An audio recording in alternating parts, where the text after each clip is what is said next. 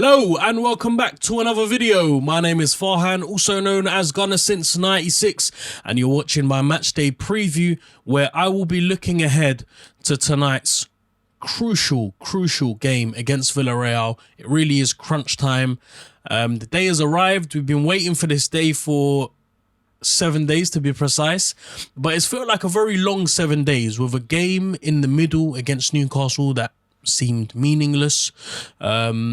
Somewhat of a decent performance, and some good news as well regarding, Aubameyang returning, the possibility of seeing Lacazette, Tierney, and there was somebody else that I completely forgot. David Luiz. Yes. Went off injured against Newcastle, but it looks like there is good news on that front. Despite having everyone potentially back, with fitness being assessed and all that kind of stuff, and a massive doubt in whether any of them are match fit, highly unlikely. They still need to show up and perform. It's all good having 11 of our strongest players playing in their rightful positions, playing in the right system. But if they don't turn up, it's a semi-final. If they don't turn up, if they're not hungry enough for it, then, ultimately we will lose. And we can't lose because our season and the future of everything that we're trying to build at Arsenal depends on this game. If we don't win, we don't get any European football. If we don't get any European football, we don't get the amount of money, the pot of money that we need to spend in the summer. Arteta doesn't have the capability of bringing in those that he wants to, and ultimately not being able to implement the rest of his plans, which means that in the long run, the chances of him being sacked and being replaced by somebody else is quite high. Now, do I want him to be sacked? No, not necessarily, because I don't believe in this system of appointing someone and then 18 months later sacking them and replacing them for someone else. I think that in a day and age where football is being played at such a high pace and high speed, and expectations are also very high, and everything's a little bit instant. We want victories now. We want trophies now, especially with the emergence of Man City and Chelsea, with the money that they've got, the ownership as well. It's really raised everyone else's bar, and the urgency, the levels of urgency of needing to win something or needing to achieve something by X amount of time has been reduced drastically. So, I'm of the old school thinking mentality where I want to give a coach enough time, more than enough time, to implement everything he needs and take it from there. But also, we have to ask the question of whether we, throughout the course of this season, whether we've seen stuff from Arteta that suggests there is a platform, there is a foundation, there is something to be built upon. I do think that, because, the style of football that's been implemented, the type of don't really want to say foundation, but the type of, I guess, philosophy and culture that's been, talked about, that's been constantly mentioned in press conferences, suggests to me that here is a coach, here is a manager that wants the right things for the club and isn't here for, a quick band-aid solution, no quick fixes. It has to be done in the proper way. And I think if we do it the proper way, then we will reap the benefits in the long term, in the long run. It's all good winning trophies now, but in the next 5-6 years, if that doesn't come into fruition, if we don't build upon that, if we're not able to win a Champions League or the Premier League, what's the point? So going into this game, we know how important it is to win. But if we lose, what happens? Does Arteta lose his job? or is he given more time to implement more of his philosophy and ideas going into next season? I know there's been some talks about the potential of Sarri replacing Arteta if he loses, and talks are that he will leave at the end of the season, regardless of what happens. I don't know how accurate that is, but what I will say is that now isn't the time to be talking about these kind of things. Now is the time to be knuckling down, focusing on ending the season and getting our plans into motion for the summer transfer window. Now, in terms of this game, we go into this game with, like I said, a little bit of confidence, having beaten Newcastle. Also, the fact that we're at home and we've got an away goal, it gives us some confidence as well. The fact that Aubameyang is back, the fact that we won't be hopefully seeing a false nine. It was a horrible first leg. We struggled incredibly, an incredible amount, level. It was so strange to see Arsenal being dominated by an average European side. I say that with all due respect to Villarreal. They've got some decent players, but ultimately, when you put them up against some of the other oppositions that we've played, put them up against some of the opposition we've beaten, like United and Chelsea, they're not all that special. So we should be able to beat this side. And I feel tonight we will display a performance similar to that against Slavia Prague. When we beat them, I think it was 4-0 or something ridiculous. Can't even remember the scoreline, but we dominated that game. And we were going into that game with a lot of sort of doubt, nerves, thinking it would be quite a close game. And it could be the same tonight, because when I do look at Villarreal, I see a team that is building almost every round that they go through. A lot of confidence, especially the fact they've got a serial a Europa League winner on their side as well, with Unai Emery, who's perfectly equipped to get them into the finals and even lift the trophy. But when I look at some of the things that Arsenal have, some of the performances they've put in this season, some of the developments that have been going on with certain players and the system as well, and the way that we want to play, it shows me that we can win this game, and we should be able to, with all the other things being considered as well. So, in order for Arsenal to win this game, though, it's going to be important that from minute one, they implement the game plan that they have been doing throughout the season of starting quick, dominating the ball, high press, making sure that the opposition has as less space and as less time on the ball as possible. That's something that we've done really well, I believe. I believe that Arsenal are a team that have developed into a side where they play with a lot more urgency, and that's what we need to see. We need to be able to, and in order for that to happen, we need all players playing in their right positions, or as right as possible. We need them to be comfortable. We need them to be familiar. There's no time to experiment with anything. I really don't want to see Xhaka at left back anymore. And I get that he's had 3-4 games back there where now he's probably adapted to it. But, let's be honest with ourselves. It takes a lot longer than 3 or 4 games for someone who hasn't played at left back to be able to adapt into that role and gain everything from it. He's barely had the experience to play there. He's not going to be able to deal with new situations that occur, which is inevitable to happen.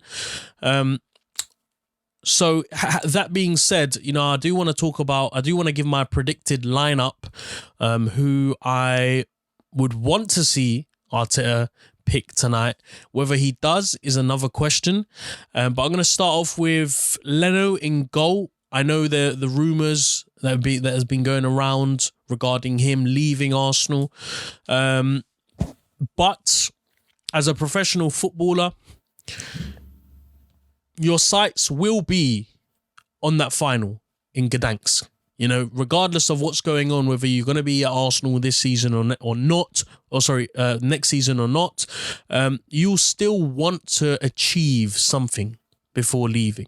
I don't know how true those rumours are, but with all things, like I said, being considered, I think Leno is the stronger goalkeeper out of the two. Ryan's done well, but I don't know whether he's quite ready to play in a game of such high magnitude. So Leno in goal, and in order for Leno to perform well, he needs some adequate centre-backs sitting in front of him. So if it is the case that Luiz is back, do we risk him? If there's ever a game to risk anything, it's this game here. So I would, personally. I mean, like I said yesterday, I genuinely thought that, he pulled his hamstring and he was going to be out for at least, 3 or 4 weeks. But it doesn't seem the case. It seems to be something else. And we're yet to find out what it is exactly. On the Arsenal website, it does say hamstring. And if it is the case that he's able to return and play, this would have been the quickest recovery of a hamstring injury I can remember. So fair play to Luiz. I don't want him to pull it halfway through the half. I would prefer for him to see out, 70, 75 minutes of the game, and if need be, make a change then. But if he is available, I'd like to see Luiz play alongside Gabriel. Those two, for me, are the strongest centre-back partners that we have at the club right now. And if it's not the case that he's able to play, then it will have to be Holding and Mari. Because I don't really want to try new things. I mean, I would have loved to seen Mari and Gabriel played together, but obviously two left footers. Arteta doesn't fancy playing one at the right whilst the other plays at the left, both being left footed. So it will be a case of Holding and Mari, and they do have a massive, massive job to step it up like 10 times better than they did in the first leg. Right back, who do we play? Callum Chambers or Hector Bellerin? Now, Callum Chambers didn't have the best of games against Villarreal in the first leg. Having said that, Hector Bellerin is full of errors and he's quite inconsistent. But there are qualities to both of their games that I really admire. I like Bellerin's persistence in getting into that final third. His defensive duties aren't as good. They've been a bit rusty of late. But so has Callum Chambers, and when they're playing against Villarreal tonight, they're not going to be up against Chukwueze, who's the main threat. So I imagine that focusing on the defensive side of the game won't be a priority, whoever's playing right back. Having said that, beautiful deliveries into the box are going to be what's needed. So I'm going to go for Callum Chambers at the right. At the left, I already know who's going to be playing at the left. Tierney is back in full training. I think they had their first full training session yesterday. So is it a case that we take a risk with him as well? I don't know. Do you risk getting him injured and then another maybe month out? You're going to have to go for it this game. You're going to have to push everything out there. So if Tierney's available, Tierney plays. But with his lacking in match fitness, how will he perform? Because he's got errors in him as well, let's be honest. It's his offensive game which is second to none. The energy that he gives and the ability to run with that ball halfway down the pitch. But do we need that this game as well? Or do we need a more defensively capable back four who are able to keep out your Chukwuezes and your God, I forgot the other one's name. Their number 9, Gerard Moreno. So I think with all things being considered, I would like to see Cedric play left back, because for me, he's the most defensively capable fullback at the club. He does a great defensive job, and I understand the problems not necessarily problems, but I understand the concerns many have of his ball playing ability as a left back. He made a few mistakes whilst playing left back, but I don't think it's necessary for him to be running up and down the flanks. I think he needs to be stationed in one place, and he needs to man mark Chukwueze, and he needs to isolate him out of the game. So I know we're not going to see Cedric at the left. It will probably be either Xhaka or Tierney, but I would like to see Cedric, because in the middle, you need to have a perfect centre mid duo. We saw how vital it was to have Xhaka in the middle in the first leg when Juan Foyth was running up and down and running rings around Ceballos. So we don't want that. So I'd like to see Xhaka and Partey play in the middle together, because they've been the perfect duo for us in the middle. We have killed opponents with them playing there. They strike the perfect balance of one sitting back whilst the other moves forward. They read each other's game really well. They're both really good ball players as well, especially Partey. And with a little bit of confidence, they do dictate the tempo of the game and the way that Arsenal move the ball forward. But if we're not going to see Xhaka there, it will likely be that Elneny will play with Partey, because obviously Ceballos is out. He's suspended, which is a favour that they've done, if you ask me.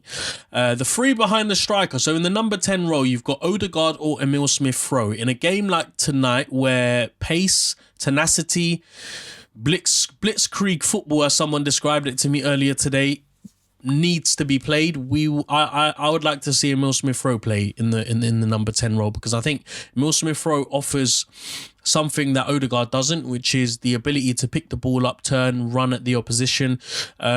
Just a real handful to mark as well out of the game, and his link-up ability is really good. Whereas Odegaard, on the other hand, he has a really good eye for a pass. He gets players into really good positions, plays the ball through the lines, but today is going to be less about technical ability and more about tenacity and urgency, I think. So Emil Smith-Rowe plays as the number 10. On the right, I'm having Bukayo Saka. On the left, I'm having Pepe, not Martinelli, because I think Saka and Pepe, for me, have delivered their absolute best performances in those positions in the last few games that they've played. They have been our brightest attacking outlets. And obviously, without the centre forward, it's difficult for us to generate many goals, but they've done their part. And I think they'll be hungry and they'll be up for it. Villarreal will try and man-mark them out of the game, and many oppositions have tried to. But it's so difficult to do that when you've got players of those types of qualities who are so direct, who are so good on the ball as well. So those two, for me, have to start down the flanks. And in the middle, if Lacazette is back, I will still like to see Aubameyang play, because Aubameyang has more minutes under his belt, having come back from malaria. Lacazette hasn't. He will inevitably, face. He'll inevitably suffer from a lack of, match fitness and maybe some rustiness as well, because he hasn't played since Fulham, isn't it? Yeah, since Fulham, which isn't that long ago. But listening to Aubameyang's press conference, it did give me a little bit of belief in him that he is ready tonight to put the performance of his life. And I really, really hope that's the case. So that's my predicted started lineup. Don't know how you guys would line up against Villarreal going into this game tonight. Let me know in the comments below. But I'm going to leave it there. So thank you very much for watching. If you enjoyed the video, please do give it a thumbs up. Subscribe to the channel if you haven't, and hit that bell notification to be notified every time I release a video. I'll be back again tomorrow for a post-match reaction video where I will be talking. I will be giving my reaction to the aftermath of the results. Hopefully an Arsenal victory. We only God knows we need it. But should it go the other way, I'll also be giving my reaction to that and talking through the consequences of what's going to follow. But until then, stay home, stay safe, and enjoy the rest of your day. Thank you very much. Bye-bye.